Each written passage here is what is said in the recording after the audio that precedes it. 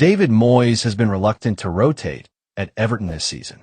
The Merseysiders are 14th in the Premier League after a summer of sweeping change. Yet signings such as Tyler Dibbling and Merlin Roll remain on the fringe. In fairness, Moyes did say at the start of the season that Everton's deep-rooted issues would take more than one summer to eradicate and remold into something progressive, but some are questioning why more is not being made of the resources at hand. However, there is one change the Scotsman would love to make that hasn't been possible. Indeed, Jared Branthwaite continues to languish on the sidelines due to a hamstring injury, and his return would do the Toffees the world of good. Moyes needs Branthwaite back at Everton. Branthwaite is arguably Everton's best player. Certainly, he would be the most profitable, with Manchester United billed £70 million for the potential signing of the England international last year. No move came to fruition, but he is yet to grace the Hill Dickinson pitch, having sustained an injury in pre-season. Several weeks ago, a complication in the defender's muscular recovery led to surgery, and now he is set for an extended spell on the sidelines, with some sources suggesting he will not be ready until after the new year. This is a powerful and front-footed center-half, whose 6'5" presence demands respect. Much has been made of Everton's struggles in the final third this season, but we must also acknowledge the ramifications of not having your best defender fit for the opening months of the campaign. This was also true for Sean Dyche last year, when the Blues started off on a 4-match skid. Michael Keane has done a fine job in stepping in for the younger man this season, arguably outplaying the vice-captain James Tarkowski beside him. But there's no question that Branthwaite, described as an absolute monster by talent scout Jacek Kulig, would walk back into the lineup when fit enough to do so. Everton have made headway this season, but further improvements are needed if Moyes' side are to break the surface of expectations and find a space among the heavyweights in the Premier League. Moyes, to be sure, must be more open to unleashing those bit-part members of the squad. Perhaps they can make a marked difference. There's one youngster who is considered an elite talent, and yet he has not featured this term. Moyes must now unleash him. Moyes must unleash generational youngster. This summer, Everton completed a wave of signings. The most notable addition was Jack Grealish on loan from Manchester City, while big buys included Dibbling and Kiernan Dewsbury-Hall and Thierry O'Berry.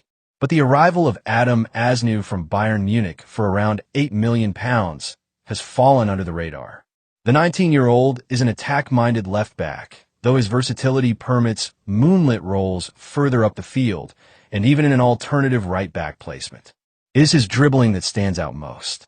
Last season, while out on loan in La Liga with Real Valladolid, Asnew averaged 2 dribbles per game, which stood as the second highest success rate of any defender in the Spanish top flight, data via BBC.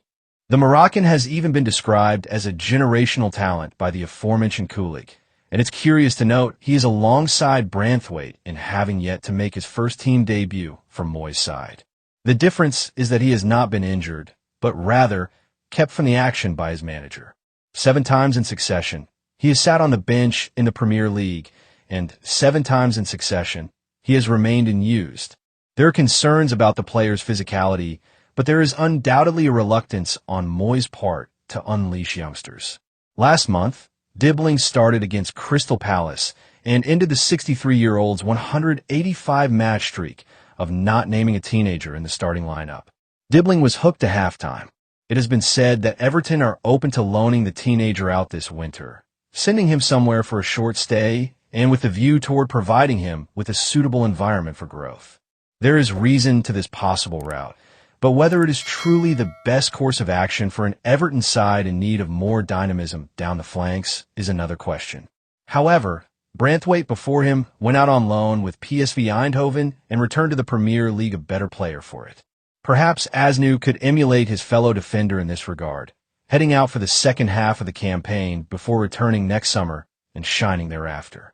Vitaly Mykolenko is limited in his attacking output, with data platform FBref ranking the Ukrainian among the bottom 9% of fullbacks in the Premier League this season for shot-creating actions per 90, 0.86.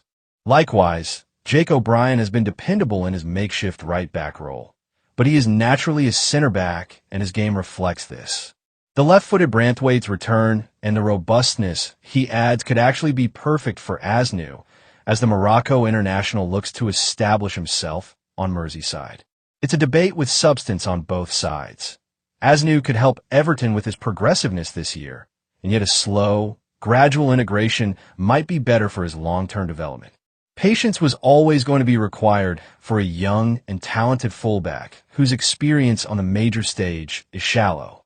In this, Moyes' decision to keep him on the sidelines is understandable. However, many would not agree. There have been opportunities to unleash Asnu, and instead, he plies his trade under Paul Tate's wing in the development squad. There's a sense that Everton are going to attack the January transfer window and target a new center forward and fresh fullbacks besides. Might it be that Asnu is the answer to the club's issues down the wings? In La Liga last season, he won an average of 2.2 tackles and 5.8 duels per game, as per SofaScore, triumphing in 51% of that latter metric. Work is needed, of course it is, but surely this wonderful and exciting prospect deserves a chance to shine after Everton won the summer tussle for his signature.